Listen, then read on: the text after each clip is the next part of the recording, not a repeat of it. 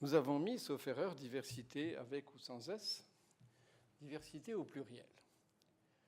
La notion de diversité, lorsqu'on dit qu'il faut respecter la diversité, lorsqu'il y a eu la rédaction de la Déclaration universelle de la diversité culturelle de l'UNESCO,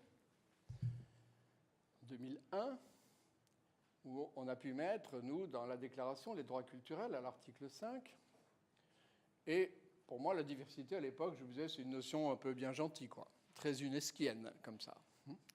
Et je préfère l'approche droit culturel, qui est beaucoup plus normative, qui est plus précise, où on va défendre le droit de chacun, et pas simplement une nébuleuse de diversité. Mais petit à petit, j'ai été conquis par la notion de diversité. Mais c'est progressivement qu'elle se déploie. Pourquoi ? Vous avez la conception qu'on pourrait dire la plus sotte, qu'on entend beaucoup en France quand on dit les Français issus de la diversité. Ce qui est vraiment, comme Henry, c'est difficile de faire mieux. Et la conception la plus sotte qui s'étend en disant vous avez une diversité, vous avez des gens qui viennent de telle ethnie, de telle autre, diversité religieuse, diversité d'origine, etc., etc. Mais il faut d'abord comprendre que si on identifie ici une diversité ethnique ou une diversité religieuse ou une diversité d'origine nationale, voilà qu'on considère en dessous que ces différents groupes, que d'aucuns appelleraient communautés, même si en réalité c'est plutôt une classe d'individus, sont considérés comme homogènes. Et donc, sous prétexte de diversité, qu'est-ce que l'on fait ? On reconstruit des essentialismes, où on va dire que tous les gens qui viennent de là sont comme ci, sont comme ça, et on va parler de la mentalité africaine, du monde arabo-islamique, ou je ne sais quelle chose de ce genre. Donc il faut au contraire comprendre. Du point de vue des droits humains, nous avons une approche personnaliste. Une approche personnaliste, ça veut dire que chaque personne compte. Chaque personne compte, non pas dans un individualisme ordinaire, mais chaque personne compte pour elle-même et elle est aussi comptable des autres. Et qu'un système politique n'est démocratique que si et seulement si, ou plus exactement, dans la mesure où il est complètement orienté vers la réalisation de ses droits fondamentaux. La diversité culturelle, prise dans cette logique qui met personnaliste, je ne dis pas l'individu au centre, parce que ça ne voudrait rien dire. Pauvre individu qui se trouve devant un groupe comme ça. Ça veut dire que la diversité, elle est évidemment d'abord la diversité des personnes. Voilà. La première diversité culturelle, c'est la diversité qui est ici. Même si vous veniez tous d'Arles, eh bien, vous seriez tous dans une très très grande diversité, j'imagine.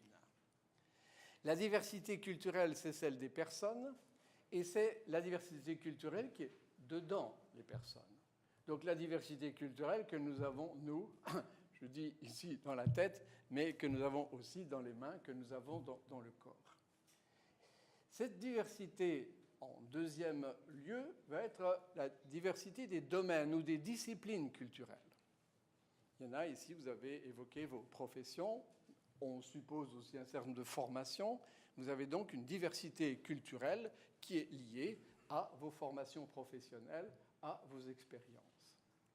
Et là encore, ce n'est pas simplement la diversité des domaines, mais c'est la diversité interne à chaque domaine. Je suis philosophe, mais ce n'est pas pour ça que deux philosophes sont les mêmes. C'est plutôt le contraire. Voilà. Et je pense qu'on peut dire la même chose pour des travailleurs sociaux, la même chose pour des artistes, la même chose pour des médecins, etc., etc. Et au contraire, on pourrait même dire que si nous avons une formation professionnelle assez forte, nous avons dans notre formation la capacité de saisir de la diversité, avec des interprétations différentes. Si tous les médecins étaient d'accord, ce serait une catastrophe. Ça dépend pourquoi. On a envie qu'ils soient d'accord sur des bases, mais après, non. Et la même chose dans bien des domaines. Et le troisième type de diversité, on pourrait le décomposer autrement encore, c'est la diversité de nos milieux culturels. Donc nous ne sommes pas dans une culture comme telle, ça n'existe pas. Sinon, on retombe dans un essentialisme. Qu'est-ce que c'est que la culture européenne, n'est-ce pas? C'est la culture actuelle des Européens, et ça n'est rien d'autre. Voilà. Et cette culture est faite de briques et de brocs, de choses absolument magnifiques, de très grandes traditions, et de choses aussi pas très heureuses. On le voit aujourd'hui, notre culture européenne, elle est fondamentalement malade, elle est fondamentalement ignorante, elle est extrêmement sensible au populisme, elle est extraordinairement indifférente au malheur du monde. Et donc, dans un milieu culturel, vous avez un bouillon de culture, vous avez des choses formidables et vous avez des choses qui sont moins bonnes. Voilà.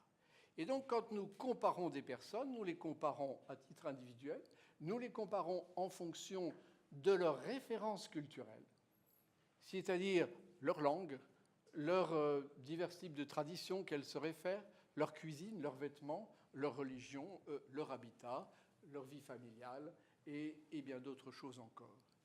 Et ensuite, nous sommes quelque part dans un milieu. Et quand on dit quelque part, ce n'est pas forcément seulement dans un lieu, ça peut être évidemment itinérant dans plusieurs lieux. Donc, si vous voulez, la diversité culturelle prise dans ce sens-là a quelque chose de vertigineux. Parce qu'on n'en trouve pas le fond. On n'en trouve pas le fond. Pourquoi? Parce que le fond n'est pas un collectif. Le fond, c'est chacune et chacun d'entre nous. C'est chacune et chacun d'entre nous qui avons à tisser. À tisser quoi? D'aucuns disent, vous entendez, les identités. Beaucoup d'auteurs ont parlé des identités plurielles, des identités multiples. À mon avis, l'expression n'est pas très heureuse. Pourquoi? Parce que identique, ça veut dire une unité. Or, nous avons quoi? Pas une diversité d'identités, sinon on serait tous plus ou moins schizophrènes, mais nous avons une diversité de références culturelles. Nous nous référons à des savoirs qui sont différents.